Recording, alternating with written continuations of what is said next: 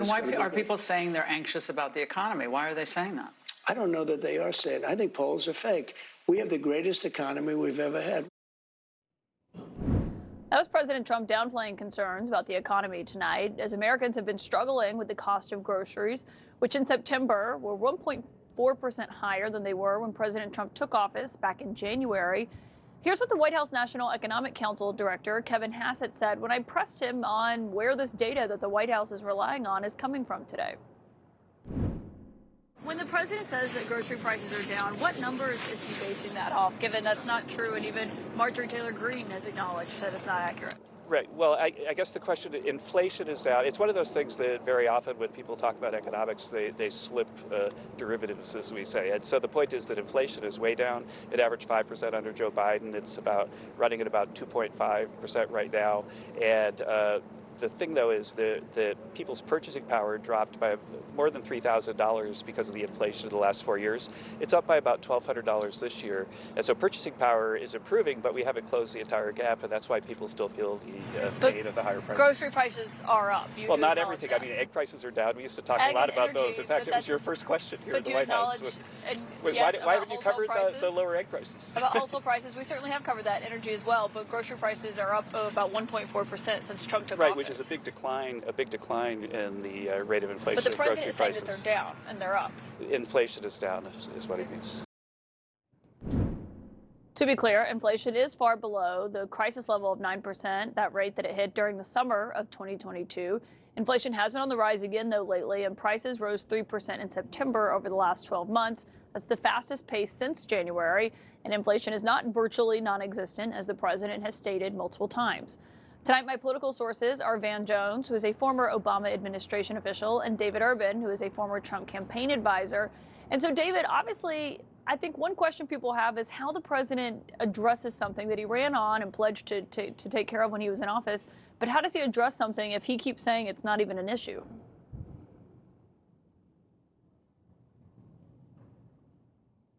Yeah, Caitlin, well, I think it's definitional for, as you had that little back and forth with Kevin Hassett there. It's how you look at things, right? Whether inflation is down, prices are slightly down, real purchasing power maybe up a bit. But what really matters, as Van knows from sitting next to me on those nights when Democrats lose, is that how American people feel at home. How do the people feel at home who are sitting around their kitchen table with their checkbooks? How do people feel when they're checking out of the grocery store? That's what matters. Poll numbers don't matter. Those numbers that matter are how Americans feel. And so if they're told that real purchasing power is growing and inflation is down, but yet they feel differently, that's the most important thing. And Republicans need to pay attention to that, because Democrats have gotten spanked on it time and time again. Republicans were the beneficiaries. And we got to be paying attention to it as we move into 26 and surely 28. Otherwise, Democrats will steal that issue of affordability right from under our noses. Well, Van, I wonder what you make of that. And also the president now saying that he's going to send these $2,000 checks to Americans from tariffs that they've collected. He said a dividend of at least $2,000 a person, not including high-income people, will be paid to everyone. Erica York, who is the vice president of the Federal Tax Policy, the Tax Foundation, said if the president sent $2,000 checks to the 150 million people who make less than $100,000, it would cost $300 billion, even though the tariffs are only projected to raise about $217 annually. Look, he's got to do something. I'm not going to turn down the check if it gets to me, and no American will. But why is he talking about this stuff? It's because he looks terrible right now. Right now, you've got Americans who are suffering, and for him he's playing this very badly. To say that America's just making this up, people are hurting and uncertain economically right now. And if you look at him, what's he doing? He's gallivanting all around the world trying to get a Nobel Peace Prize. He's tearing up the White House to put in gold toilets. He's enriching himself with crypto dollars. And he's hanging out with trillionaires who want to basically use technology to take everybody's job and give people's jobs to robots and AIs. This does not look like the working class friend president that he ran as.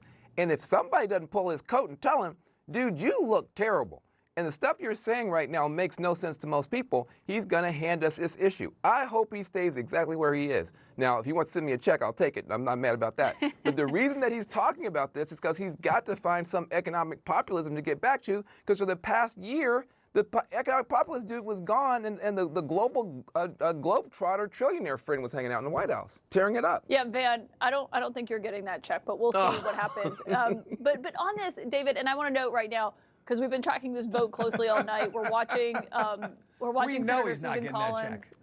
We're watching Senator Susan Collins on the right side of the screen. The Senate has just finally passed this bill to reopen the government. Obviously, now it's got to go to the House as those members are making their way here to Washington. But this is a huge step forward and ending this 41-day government shutdown. And everyone keeps saying Democrats are caving, that they've lost their power they had on this. David Urban, though, I do wonder, by not solving the subsidy issue or coming up with a solution to it, is this in the end going to benefit Democrats potentially? Could Republicans have taken care of this and not had it as an energizing issue for Democrats?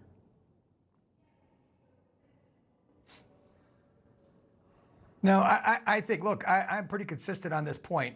This whole crisis exists because of one person and one person only, Chuck Schumer. If Chuck Schumer would have decided to go differently on this CR and said, hey, we're going to go for a clean CR, we want to have a discussion about health care subsidies, health care prices moving forward, we'd like a vote on a date certain.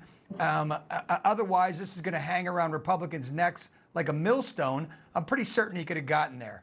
Unfortunately, Chuck Schumer decided to not do that. He decided to hold his breath, hold his caucus together, and say, we're going to win this. 6 weeks later, Democrats walk away with nothing other than a vote certain on a bill, which I'm sure is going to not pass, because all it does is throw more money at a problem.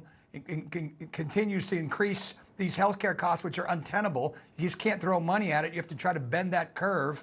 You heard Speaker Johnson talk about it. You heard the president talk about it. I think there is space there for some sort of deal, but just throwing money at it isn't going to make anything better. Van, what do you say to that? I see it differently.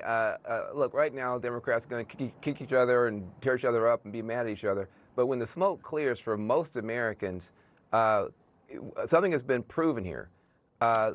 Republicans are just not that into Americans right now. I mean, how much pain were the Republicans willing to let Americans suffer so they didn't have to? They're just not that into you, America. They were willing to let planes fall out the sky. They're willing to let children starve. They're willing to let federal workers get evicted from their houses rather than sit down and cut a deal on health care. Like everything that David Urban just said is correct. There's a smarter, better way to do health care. And an opportunity was put forward this past 6 weeks to sit down and talk about it. Republicans didn't do it. They were willing, Donald Trump and Republicans were willing to let planes fall out the sky and children starve before they came to the table. So when Democrats get finished beating themselves up, look at the tattoo you just put on the Republican Party. They don't care about your health care. And so I think take the win on this, Democrats, and keep moving. You had 7 million people in the streets. I'll give you your turn. But you had 7 million people in the streets. That's a good thing. You kicked their butts last week when it comes to the vote. That's a good thing. And you just exposed these guys as not caring about regular Americans. I think that's a good couple of weeks for Democrats, but we're still going to be mad at each other about it for no reason. Go ahead, David. Yeah, I would just say quickly, Van, to your point, listen, those subsidies were put in place during COVID. We had the entire Obama administration to discuss these things and to talk about it. Yet the Biden administration has talked about these things, about the Obama healthcare subsidies. Nobody chose to bring it up then. They kicked the can down the road knowing that it was tough to do. And only one person is to blame for the American suffering here, Chuck Schumer. Donald Trump. Okay, we'll leave it at that. Van Jones, David Urban, thank you both for joining us here tonight.